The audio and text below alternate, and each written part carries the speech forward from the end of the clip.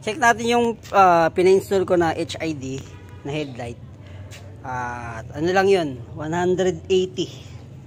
Hindi tayo bumili ng mahalin, pero hindi tayo bumili ng halogen kasi usok, mainit masyado. So try natin yan kung malakas naman siya.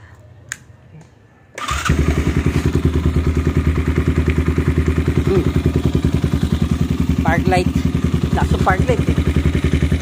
Ayan. Ayan.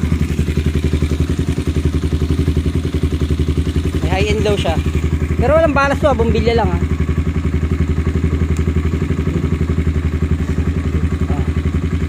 low. Gaan yung switch ko. High. Low. High. Pwede na. Diba? Ayan siya. Malakas niya. Kung isasabay pa natin yung MDL natin. Ayan siya, kaliwanag. Diba?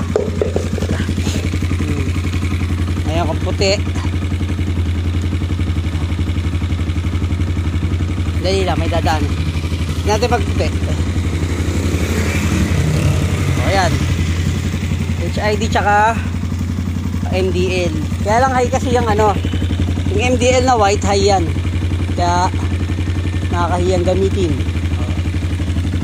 Ayan ang low. Ayan ang high. Ano lang to, 180 pesos lang. Doon ko nabili sa kalimutan ko. Kalimutan ang pangalan ng shop. Bukas babalik naman ako doon para doon sa busina tsaka yung taillight natin. Lagay ko na sa description. Lagay ko sa link yung description. Lagay ko sa link yung name ng shop at address ng shop nila. Mga bossing ha.